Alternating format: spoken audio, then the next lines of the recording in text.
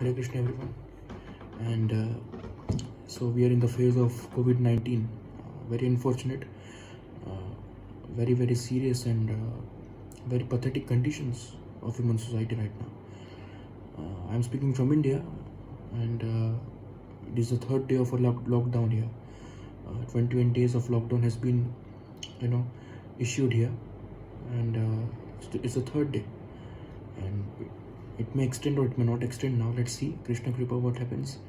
So a very sad phase. It's really unfortunate that is happening to human society, and whatever the theories have been made now, that X country is doing this, and they are producing whatever theory is going on, may be right or may not be right. But I think it's a phase that the world, but I truly believe it's a phase that we all have to face and fight with equally. We should help each other. I think we should not engage in making money. We should not engage in taking advantage of this situation. I'm obviously the one who is now has come out of this virus. I'm sure China has come out of this virus now, not completely, but I think 98-99% it has now recovered. So I think it's better not to take advantage. Let's talk about humanity now. It's a global village. We are human beings, and we are all attached to each other. So we should not take advantage, and we should help each other. That should be the motto. That should be the goal. Everyone is God's child. Human beings, animals, birds, everyone is God's child. So this phase is very rough. It's a phase. It's really something that will be remembered for generations, I guess. This whole time period, and limitless killings of people, and so many people are being affected by it. So let's pray for them. Let's hope. I pray and I hope, Krishna Kripa, that they recover, and the world becomes more healthy and more aware and more cautious and more conscientious about nature also. Because I'm a very crude thing of which I'm telling you right now. It would sound very crude, but I will say it because Srila Prabhupada and Lord Krishna has taught everyone, my Guru Srila Sai Baba also, that you should be very straightforward when you speak. So I will speak that in this phase, obviously, the bad things are happening. It's very unfortunate. It's very sad also, but the good thing is also happening. If you see the pollution level, that has come down. If you see the animal killing has been reduced to minimum level, so these two things are very good also. The pollution and animal killing, which I think was very rapidly advancing. Another thing is that a lot of people are being in home, they contain themselves, so a peace of mind, they're being attached to the family members, so there's some peace of mind also. Obviously living in quarantine for many days would be frustrating also when time will advance, but still we are attached to nature now, and that is a very very good thing. That should have happened. We were just so much involved in advancing, and have been spoiled and been left back so many things. The nature we have ignored. We were killing animals like anything, so that's a sad part also. But that does not mean I'm appreciating this thing. No, there's no appreciation, and but these are the positives that we can take from it, because the living existence in general has been somewhat being balanced now, and so it's unfortunate. And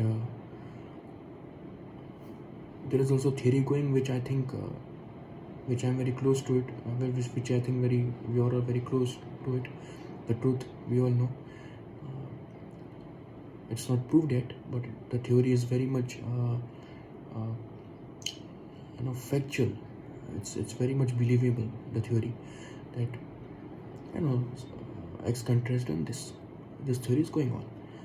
and the country that has done this believes in communism. And now just imagine this country is believing in communist ideology, the government there. And if communist people will start doing this, where is the idea of the same? So the whole philosophy is completely diminished, vanquished. The idea of communism is to treat everyone equally, including animals also. Communists are ignoring animals also. That's a wrong point. If you're treating everyone equally, the animals should also be treated equally. And everyone is child of God.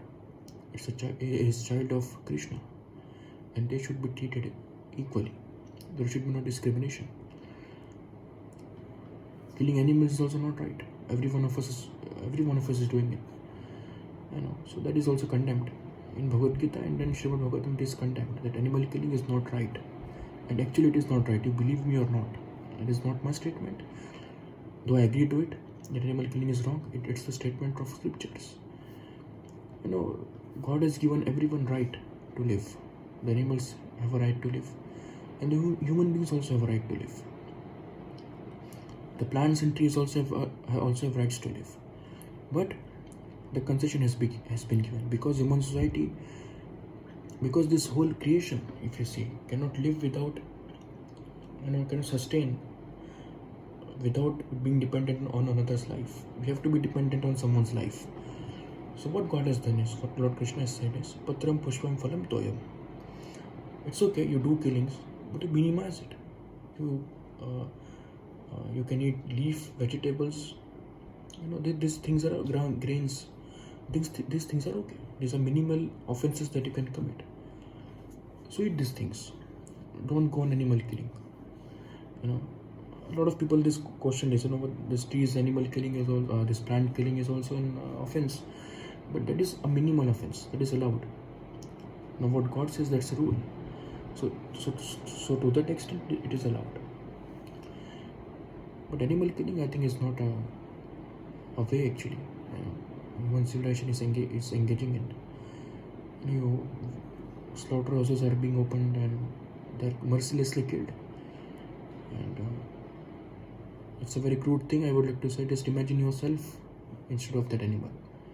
What will happen to you? The pains that that animal undergoes is so much troublesome. So why to give so much trouble to animals? They should also live. Let them live. We will also live, and let's live together. Let's happily, and so that should be the ideology. I think if you're a real true communist, you should treat everyone equally. It's not that you're only believing in advancing in human civilization, and on the other hand, you're killing animals mercilessly, unrestrictedly. That is not right. That should be avoided. I'm not saying it. I'm not an authority. It's written in the scriptures, and we must follow it. It's the right thing. Righteous things should be followed. So this thing's happening. This virus thing is also very unfortunate, and it's going on and not decreasing. So we must realize that how to equate things now, because we are being connected to nature. We should realize the importance of every living being, not only human beings but also animals, and that should be done. If that can be done, you believe me, the society, the whole globe will have a different picture. And care about nature also, not only animals also, but nature we should look upon. So much of pollution has been increasing unrestrictedly. There is so much of vehicles. We just emanate everything, pollution, and use everything, the cars and scooters and bikes, and there's so many pollution that emanates from these vehicles. It is very harmful. In India actually there is a lot of pollution, and there's 5 days of lockdown here, and when I go and see the nature, when I go on my terrace and see everything, it looks so beautiful without pollution.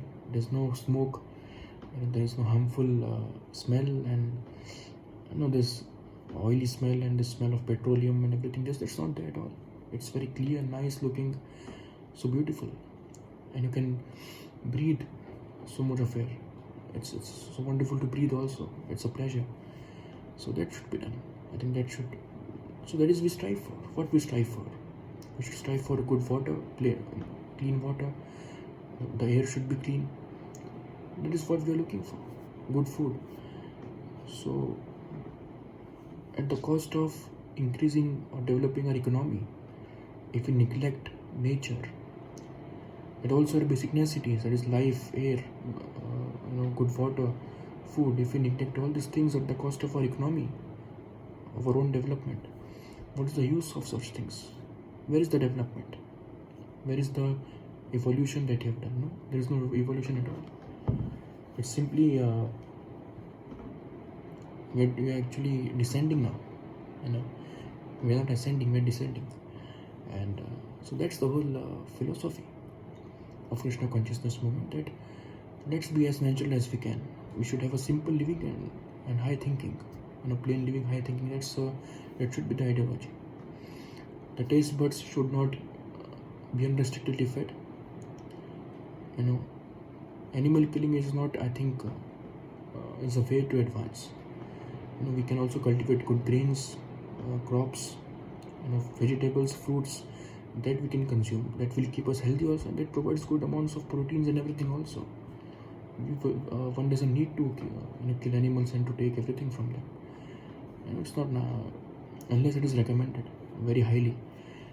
So I think if we can do that, animal killing we can minimize. That would be a great boon to them. And now just imagine this situation, coronavirus situation. The animals, a lot of people are avoiding eating non-vegetarian food. So just imagine how much animals are being saved from killing. And it's a positive of this. It's the other side of this situation. I'm not saying that this coronavirus or this situation that is happening is good. I'm not saying that. But this dimension can be also looked at. That pollution has been reduced. People have interacted with nature. They've connected to nature. They have been eating good food now. The junks and everything has been eradicated now for time being. They are not eating animals also. So it's also a good thing. I'm sure in a lot of nations it's minimized at least. So this is the other dimension of this situation, which is not good. We should recover from it. We should fight with it. And Krishna Kripa, things will happen good in future. So yeah, today's message is this: that if we can have pity on animals, if we can have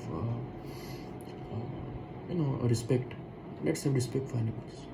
And let them also live. They have the right to live. Let us provide them a right. You also live comfortably. We will also live comfortably. Animals never harm. Some have propensities, but they are not intentionally harmful. So why we are encroaching their spaces? You ask yourself when you're eating that, are you not encroaching someone else's space while you're doing this? Ask yourself. That your soul will give you answer from inside. I don't need to tell you anything. The scriptures will speak from inside of you. So when you're killing any animal, when you're eating it, just ask yourself, are you not encroaching his or her animal? Are not encroaching that particular animal space? Are not living on the cost of it? Ask yourself. Hare Krishna.